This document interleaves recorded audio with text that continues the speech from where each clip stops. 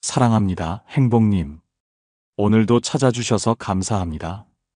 며칠 전 60대 후반 동창 모임에 다녀왔습니다. 누구는 아직도 현역처럼 바쁘게 산다 하고, 누구는 벌써 무릎이 안 좋아서 계단도 못 오른다 하고, 그렇게 한 명씩 돌아가며 안부를 나누는데, 이상하게도 사람들 시선이 자꾸만 한 사람에게 쏠리더군요. 그 사람은 자식 자랑도 안 했고, 돈 얘기나 건강 자랑도 안 했습니다. 그런데도 다들 그 사람 얘기엔 고개를 끄덕이고 웃고 물어보더라고요. 모임이 끝나고 차 안에서 한 친구가 조용히 말했습니다. 야, 난 진짜 저 사람처럼 나이 들고 싶다.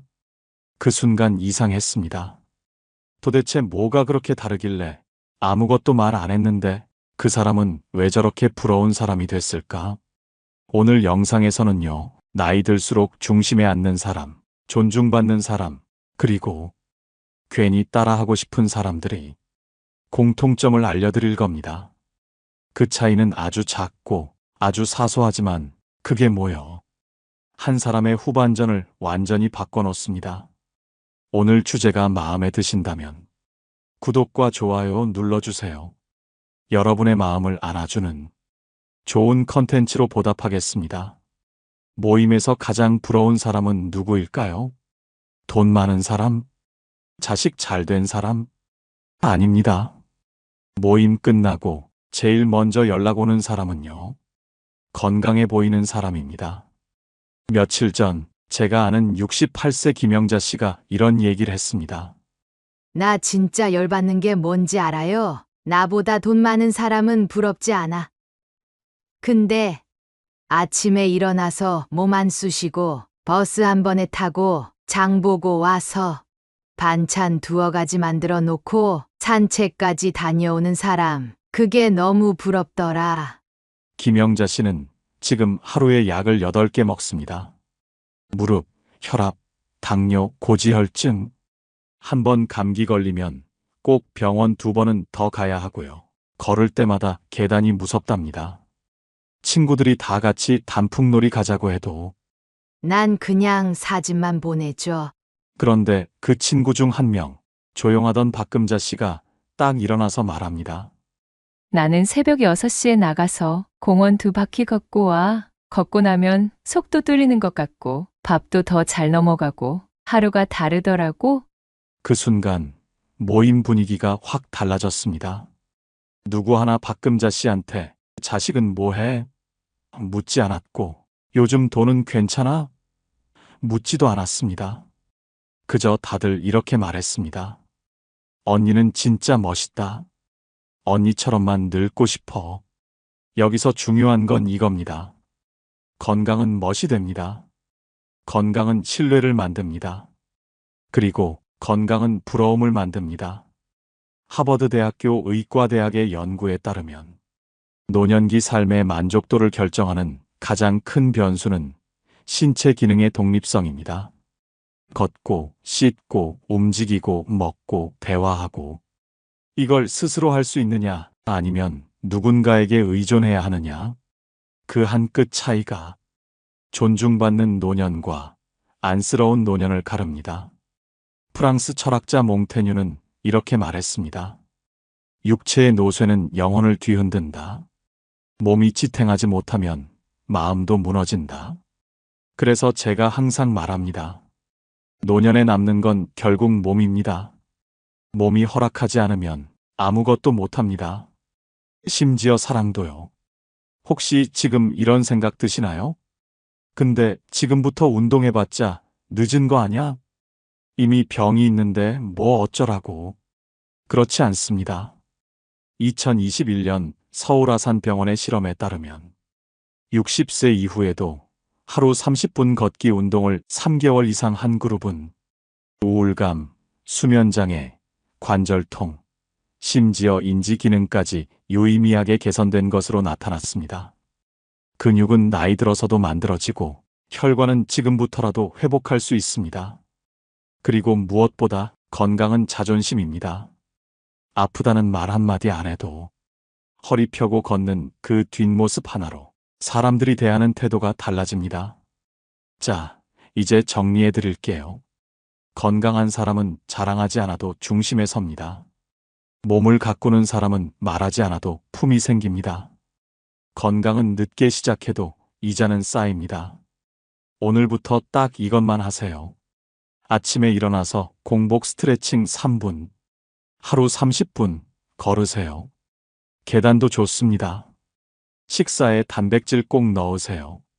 고기 조금, 두부, 달걀, 뭐든 괜찮습니다. 한 달에 한 번 건강검진 일정을 캘린더에 적어 놓으세요. 부러움은 우연히 생기지 않습니다. 습관의 결과입니다. 지금의 몸이 앞으로 5년, 10년 뒤 당신을 존중받게 만들지, 눈치 보게 만들지 결정할 겁니다. 그런데요, 모임에서 부러운 사람은 건강한 사람만은 아닙니다. 돈이 많다고 다 존중받는 것도 아니고, 돈이 없다고 다 작아지는 것도 아닙니다. 부러움의 진짜 정체는 결국 자기 삶을 자기가 꾸려가는 사람에게 쏠립니다. 정씨 할머니는요, 남편이 공무원 출신이라 연금이 꽤 나옵니다. 생활비 걱정은 없어요. 명절마다 자식들 용돈도 챙겨주고, 손주 생일이면 옷도 사줍니다. 근데요, 정작 본인은 카페 가서 커피 한 잔도 쉽게 못 사 마십니다. 5,000원짜리 커피가 그렇게 비싼 줄은 몰랐어. 남편 눈치가 보여. 내가 돈이 없잖아. 정씨 할머니는 평생 전업주부로 살았습니다. 30대부터 60대 중반까지 남편 뒷바라지하고 자식 셋 키우느라 자기 명의 통장 하나 없이 살아왔죠. 지금도 용돈 받으려면 나 요즘 속옷이 낡았어. 이 말부터 꺼내야 합니다. 그 사람이 나쁜 건 아니야. 근데 매달 손 벌리는 느낌. 그게 너무 창피하고 속상해요. 그런데요, 같은 모임에 나오는 강씨 할머니는 그렇게 부유하진 않습니다. 한때 동네 옷가게에서 일했고 지금은 어린이집에서 주 3일 급식 도우미로 일합니다. 월급 70만 원. 그런데도요, 그분은 말합니다. 그 돈이면 충분해요. 이건 내 돈이잖아요. 돈의 액수가 아니라 그걸 쓰는 태도에서 삶의 무게가 갈립니다. 같은 70만 원이라도 누구는 쓸 때 숨죽이고 눈치 보며 쓰고 누구는 쓸 때 어깨 펴고 웃으면서 씁니다. 서울대 노년학 연구소 보고서에 따르면 65세 이상 노인의 자존감은 경제 수준보다 경제적 통제력과 더 밀접한 관련이 있다고 합니다. 쉽게 말해, 내가 버는 돈, 내가 쓰는 돈이 있어야 사람이 작아지지 않습니다. 여기서 심리학자 에리히 프롬의 말이 떠오릅니다. 소유가 자유를 만든다고 착각하지만 진짜 자유는 내가 그것을 선택할 수 있을 때 생긴다. 정씨 할머니는 소유는 했지만 선택권이 없었습니다. 강씨 할머니는 많이 가진 건 아니지만 쓰는 권리는 자기 손에 있습니다. 또 하나 중요한 게 있습니다. 돈이 있느냐 없느냐보다 돈을 어떤 감정과 연결시켜 왔느냐가 노년의 삶을 결정합니다. 정씨 할머니는 남편에게 의존하면서 돈은 허락받아야 하는 것으로 인식되었고, 강씨 할머니는 스스로 벌면서 돈은 내가 나를 책임지는 방법으로 느낍니다. 이게 존중받는 삶과 눈치 보는 삶을 가르는 경계선입니다. 혹시 지금 이런 생각 드시나요? 나는 지금 일도 못하고 연금도 적은데 이제 와서 뭘 하라는 거야? 괜찮습니다. 지금부터라도 경제 감각을 회복하시면 됩니다. 자기 명의 통장을 따로 만들고 아주 적은 금액이라도 내가 쓸 수 있는 예산을 나 스스로 정하세요. 그게 3만 원이어도 괜찮습니다. 그건 자존감 통장입니다. 그리고 지금 이 영상을 보고 있는 분들은 자녀나 배우자에게 난 돈 필요 없어. 그렇게 말하지 마세요. 그 말이 나중에 엄마는 괜찮으니까 이건 아빠 몫이 아니야. 굳이 드릴 필요는 없겠지? 이렇게 돌아옵니다. 정말 필요한 건 큰 돈이 아니라 내가 나를 위해 쓸 수 있는 권리입니다. 자, 정리해 드릴게요. 돈이 많은데도 안쓰럽게 보이는 사람은 늘 허락받듯이 씁니다. 돈이 많진 않아도 당당한 사람은 자기가 쓸 줄 압니다. 노후의 자존감은 수입이 아니라 주도권에서 나옵니다. 자, 지금까지는 몸이 건강한 사람이 부럽고 자기 돈 쓰는 사람이 당당하다는 이야기 함께 살펴봤습니다. 그런데요, 정말 많은 분들이 가장 늦게, 가장 깊이 후회하는 게 있습니다. 바로 가족에게 모든 걸 주었는데 정작 나는 외롭다는 현실입니다. 정씨 할머니는 교사로 30년 넘게 일했습니다.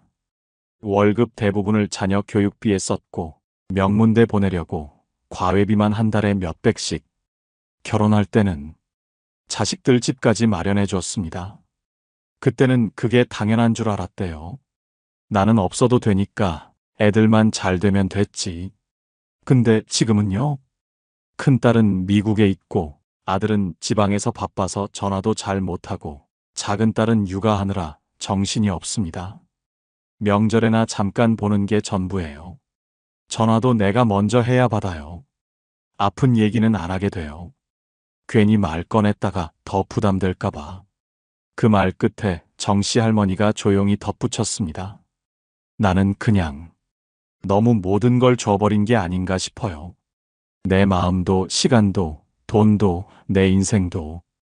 그러다 보니 지금은 나한테 남은 게 없어요. 그렇다고 자식들이 못됐다는 얘기는 아닙니다. 문제는 그 관계에 여유가 사라졌다는 겁니다. 주고 또 주고 다 주다 보면 남은 마음조차 말라버립니다. 반대로요, 같은 복지관에 다니는 윤 씨 할머니와 최 씨 할아버지 부부는 자식들 다 대학까지만 도와주고 그 이후엔 스스로 서도록 했습니다. 우리는 처음부터 자식은 잠시 맡은 인연이라 생각했어요. 너무 오래 붙잡고 있으면 애도 힘들고 나도 힘들어요. 이 부부는 자식한테 너무 의존하지 않으려고 오히려 더 부부끼리 시간을 보내는데 집중했습니다. 매주 토요일은 둘만의 날. 영화도 보고 텃밭도 가꾸고 일주일에 한 번은 꼭 손잡고 동네 한 바퀴 걷습니다. 그리고 놀라운 건요, 이런 부모를 자식들이 더 자주 찾는다는 겁니다. 엄마 아빠가 우리 없이도 잘 지내니까 안심이 돼요. 그래서 더 연락하게 돼요. 서울대 노년사회학 연구에 따르면 노년기 삶의 만족도에 가장 큰 영향을 주는 건 자녀와의 관계가 아니라 배우자와의 관계라고 합니다. 같이 밥 먹고 이야기 나누고 함께 있는 시간이 많은 사람이 삶의 외로움을 덜 느끼고 정서적 안정도 훨씬 높다고 해요. 그럼 이제 묻겠습니다. 혹시 여러분도 이런 말 해보신 적 있으신가요? 나는 괜찮아. 애들만 잘 살면 돼. 그 말 정말 그렇게 생각해서 하신 건가요? 아니면 그렇게라도 스스로를 위로하고 싶었던 건가요? 지금이라도 늦지 않았습니다. 자녀와 적당한 거리를 만드세요. 나도 혼자 잘 살 수 있다는 메시지를 주세요. 그리고 내가 나를 챙기고 있다는 걸 내가 먼저 느껴야 합니다. 정리해드립니다. 모든 걸 주었는데 외로운 사람은 자기 마음을 끝까지 남에게 걸었던 사람입니다. 적당한 거리를 두고 스스로도 자립한 사람은 오히려 자식과 더 가까워집니다. 가족에게 사랑을 주는 일, 그건 나 자신을 챙기는 일과 반드시 함께 가야 합니다. 그런데요, 삶을 잘 꾸려온 사람들은 몸과 돈, 가족만 챙긴 게 아닙니다. 그 사람들에겐 말투에서도 여유가 있고 행동에서도 존중이 느껴지고 분위기에서도 사람을 편하게 하는 뭔가가 있습니다. 반대로 겉으로는 멀쩡한데 어딘가 불편하고 괜히 피하고 싶은 사람들도 있습니다. 그 차이 이제부터 살펴보겠습니다. 정씨 할머니는 모임에 가면 항상 먼저 연락을 받습니다. 같이 가자고, 자리가 비었다고 언제나 찾는 사람이 많아요. 그런데요, 그 모임에 늘 나오는 또 한 사람이 있습니다. 겉으로 보면 깔끔하게 입고 말도 예의 있게 합니다. 근데요, 사람들이 그 사람 옆엔 잘 앉지 않아요. 왜일까요? 정말 이상하게도 말로는 늘 잘해요. 아휴, 그런 일도 하셨어요? 진짜 대단하시네요. 아이고, 이 나이에 이 정도면 잘 지내시는 거죠. 그런데 듣고 나면 왠지 기분이 안 좋습니다. 칭찬을 들은 것 같은데 묘하게 기분이 상해요. 그 사람은 말을 할 때 항상 위에서 내려다보는 톤이 있습니다. 말투는 공손한데 표정은 빈정거리듯 웃고 시선은 사람을 재듯 봅니다. 그리고 대화할 때는 상대가 하는 말보다 자기 할 말을 더 중요하게 생각하죠. 그래서 사람들은요, 겉으로는 웃지만 속으로는 피하게 됩니다. 괜히 기분 나빠질까봐 한마디 하면 또 뭐라 할 것 같아서 말 돌려서 지적하잖아. 반대로 민정 씨는 말수가 많지 않습니다. 자기 자랑도 안 하고 딱히 눈에 띄지도 않아요. 근데 누구든 속상한 일이 생기면 먼저 떠오르는 사람이 바로 민정 씨입니다. 왜냐고요? 이 사람은 들을 줄 알거든요. 중간에 끊지 않고 판단하지 않고 고개 끄덕이며 가만히 들어줍니다. 그리고 꼭 마지막에 한마디만 조용히 건넵니다. 그럴 수 있죠. 그 마음 이해돼요. 사람들은 그 말에 울컥합니다. 칭찬보다 위로, 조언보다 공감. 이게 사람을 오래 곁에 두고 싶게 만드는 태도입니다. 한 심리 실험에서 낯선 사람과 10분간 대화를 나눈 뒤 서로를 평가하게 했습니다. 그런데 말을 많이 한 사람이 아니라 상대의 말을 더 많이 끌어낸 사람이 더 매력적이고 다시 만나고 싶은 사람으로 평가됐습니다. 사람들은요, 잘 말하는 사람보다 잘 들어주는 사람을 기억합니다. 결국 부러운 사람은 말이 예쁜 사람이 아니라 마음이 편한 사람입니다. 혹시 나는 칭찬하는 말 속에 무심코 비교를 섞고 있진 않나요? 와, 나이 들었는데도 그 정도 하시는 거면 잘하신 거죠. 에이, 요즘은 다 그렇게 하죠.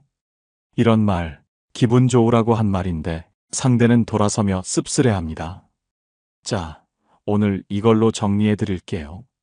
말이 공손하다고 품격 있는 건 아닙니다. 표정, 말투, 말의 방향 속에 그 사람의 본성이 드러납니다. 오래 곁에 두고 싶은 사람은 들어주는 사람, 비교하지 않는 사람, 말 한마디에 따뜻함이 느껴지는 사람입니다. 자, 지금까지는 건강, 돈, 가족, 말투까지 살펴봤습니다.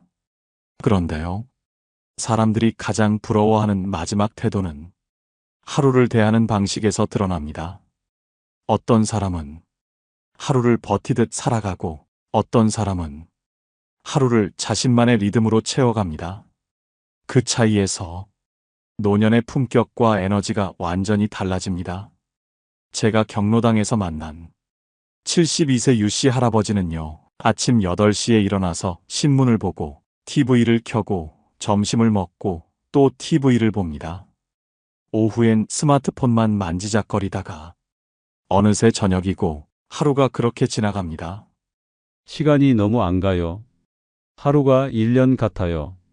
몸도 찌뿌둥하고 사실 내가 아픈 건지 심심한 건지 저도 잘 모르겠어요. 젊었을 때는 건설회사 현장 소장으로 늘 바쁘게 움직였던 분입니다. 그런데 퇴직하고 나니 하고 싶은 것도 할 줄 아는 것도 없다는 사실을 그제야 깨달았다고 합니다. 쉬고 싶다는 말. 그건 정말 바쁠 때만 쓸 수 있는 말이더라고요. 막상 시간이 생기니까 이젠 뭘 해야 할지 모르겠어요. 반면 같은 동네에 사는 강씨 할머니는 65세에 복지관에서 우연히 수채화 수업을 듣기 시작했습니다. 손이 떨려서 처음엔 잘 그리지도 못했지만 지금은 동네 전시회에도 그림을 내고 그림 친구들과 제주도 스케치 여행도 다녀왔습니다. 그림 그리는 시간이 너무 행복해요. 혼자 있어도 전혀 외롭지 않아요. 붙잡고 있으면 그림 속에 내가 들어가 있는 기분이에요. 그 모습만 보면 나이는 같아도 에너지가 다릅니다. 눈빛, 말투, 웃음, 모든 게 달라집니다. 사람들은 말합니다. 저분은 뭔가 있어. 기다리는 사람이 있는 것도 아닌데 매일 바쁘고 밝고 살아있어 보여. 서울대학교 심리학과의 연구에 따르면 주 3회 이상 취미 활동을 하는 노인은 그렇지 않은 노인보다 우울증 발생률이 68% 낮고 치매 위험도 47% 낮다고 합니다. 하지만 여기서 더 중요한 건 취미의 기능이 아니라 효과입니다. 내가 뭔가에 몰입하고 기다려지는 내일이 있고 나만의 일정이 있다는 사실. 이게 사람을 젊게 만들고 사람을 사람답게 만듭니다. 일본 노인복지 전문가 히라카와 박사는 이렇게 말했습니다. 노후엔 심장이 뛰는 일을 하나쯤은 가져야 한다. 짧지만 정말 강한 말입니다. 사람은요, 몸이 늙어서 나이 드는 게 아니라 심장이 멈춰가는 걸 스스로 방치해서 삶이 무너지는 겁니다. 혹시 지금 이런 생각 드시나요? 나는 손재주도 없고 그림 같은 건 해본 적도 없는데 괜찮습니다. 지금까지 해본 적 없는 걸 지금부터 해보는 게 취미입니다. 젊었을 때 해보고 싶었는데 못했던 일, 꼭 재능이 없어도 괜찮은 일, 사람들과 나눌 수 있는 소소한 활동, 이 세 가지만 생각해도 당신만의 취미는 반드시 나옵니다. 자, 정리해 드릴게요. 취미는 단순한 시간 때우기가 아닙니다. 매일을 기다리게 만드는 삶의 에너지입니다. 당신의 하루가 무의미하지 않다는 걸 증명해주는 작지만 강한 이유입니다. 자, 지금까지 사람들이 나이 들수록 부러워하는 5가지 삶의 태도 함께 살펴봤습니다. 그런데요, 모임에는 늘 괜히 멋있어 보이는 사람도 있지만 자꾸만 피하고 싶은 사람도 있는 법이죠.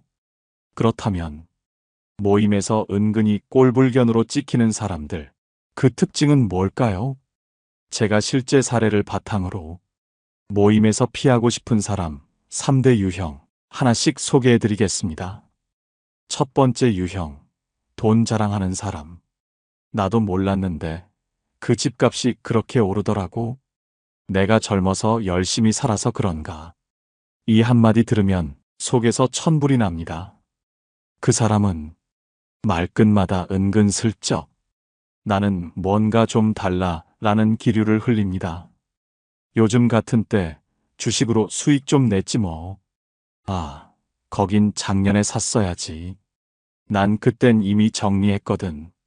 내가 젊었을 땐 진짜 미친 듯이 벌었어. 어디 모임에 가도 앉자마자 입에서 나오는 건 수익률, 부동산, 주식, 법인, 차, 골프장. 끝도 없습니다. 누가 한마디도 안 물었는데도 말이죠. 요즘은 독일차 아니면 허리가 아프더라고. 벤츠도 이제 S로 바꿔야지. 아들 이번에 대한동 빌라 들어갔는데 사실 내가 도와줬지. 뭐 안 도와주면 누가 도와줘.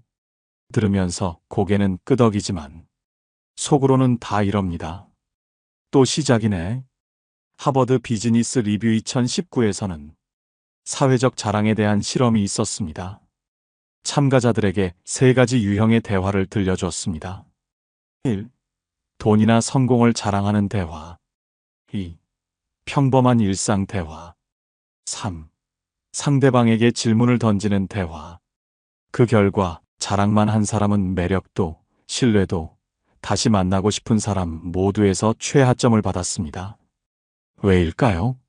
사람들은 잘난 사람보다 함께 있고 싶은 사람을 원하기 때문입니다. 그런데도 그들은 모릅니다. 자신의 말이 사람을 지치게 하고 상대를 작아지게 만든다는 걸. 부러움은커녕 불쾌함과 피로감만 남습니다.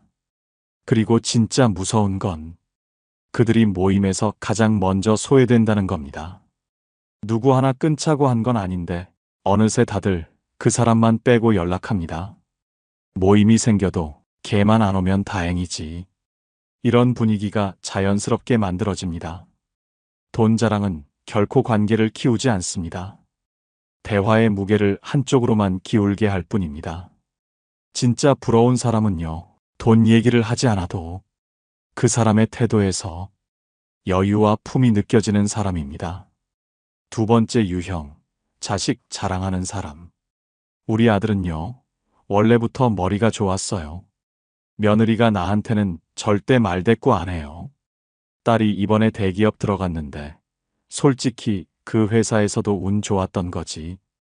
이제 그만 좀 하셔도 됩니다.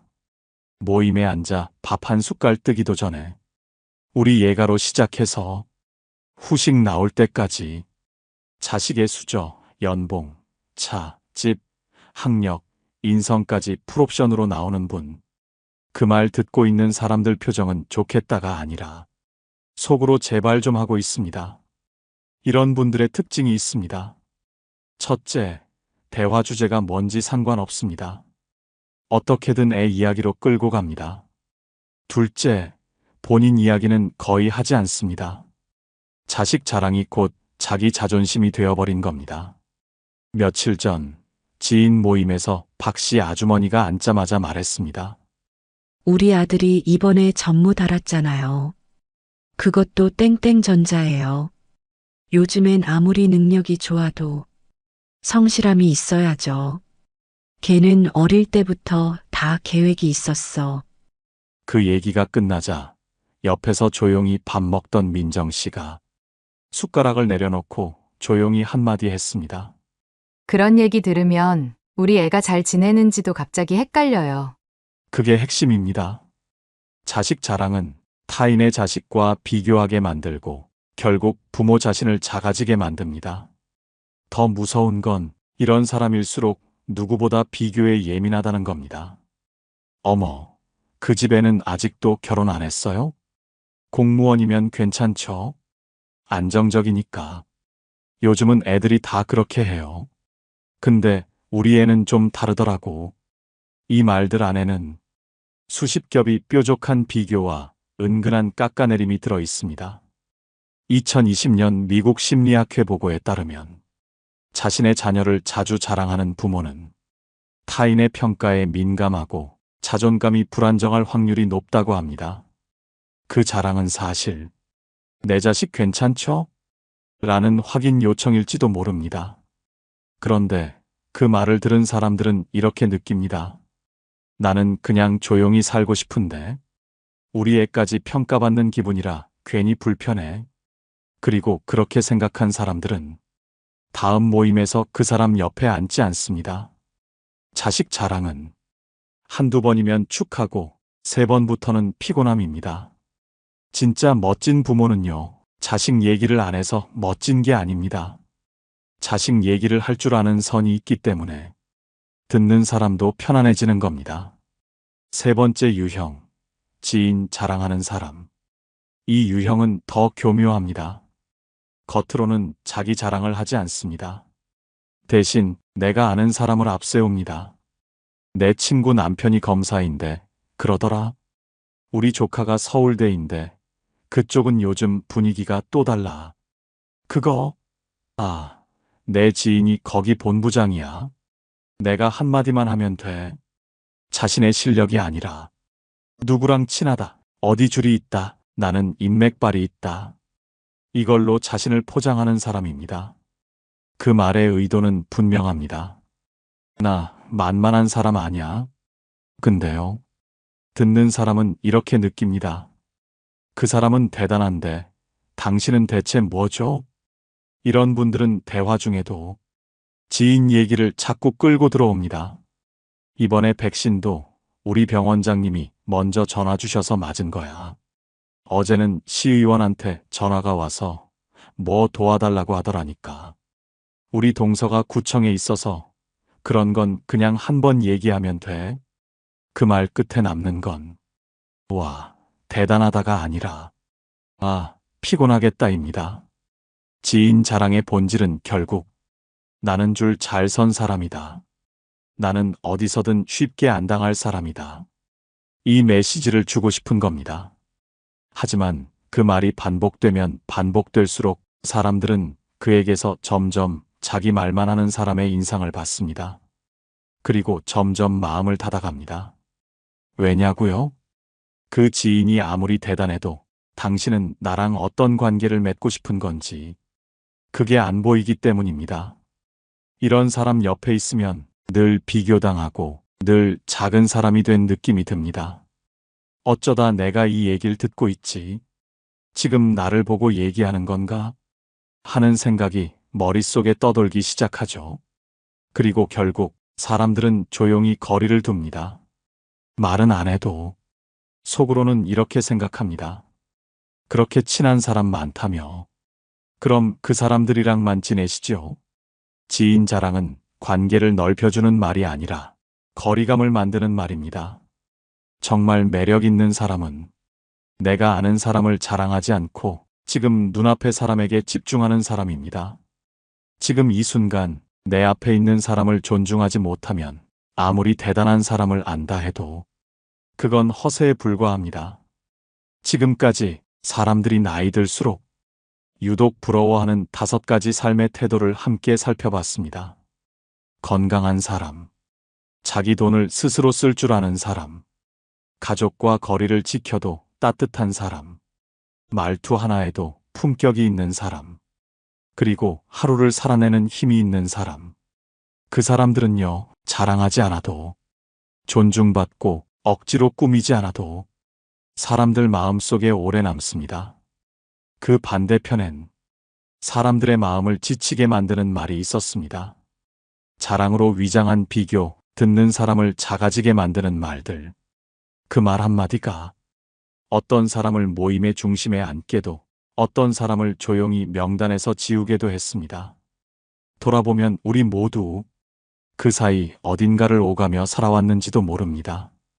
누군가의 건강을 부러워했고, 누군가의 말에 상처받았고, 누군가의 삶 앞에 괜히 나 자신이 초라해진 적도 있었을 겁니다. 하지만 그 모든 걸 지나 지금 이 순간 여러분은 이 영상을 보고 있습니다. 그건 지금부터라도 내 삶을 더 괜찮게, 더 따뜻하게, 더 당당하게 살아가고 싶다는 뜻 아닐까요?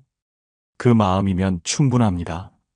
앞으로 누군가 당신처럼 나이 들고 싶다. 그렇게 말할 수 있도록 지금부터 단 한 걸음씩만 바꿔보세요. 몸을 돌보고 나를 위해 돈을 쓰고 말 한마디를 품고 내 하루를 내가 책임지는 것. 그것만으로도 당신의 후반전은 충분히 아름다워질 수 있습니다. 끝까지 함께 해주셔서 감사합니다. 지금 이 순간부터 당신의 삶이 조용히 빛나기 시작하길 바랍니다. 끝까지 시청해주셔서 감사드립니다. 오늘 영상을 보며 여러분은 어떤 생각이 드셨나요? 여러분의 경험과 생각을 댓글로 나눠주세요. 여러분의 이야기가 누군가에게 큰 위로와 깨달음이 될 것입니다. 오늘도 끝까지 시청해주신 여러분께 깊은 감사를 드립니다. 오늘 영상이 도움이 되셨다면 소중한 분들께 공유해주시고 구독과 좋아요로 저를 응원해주세요.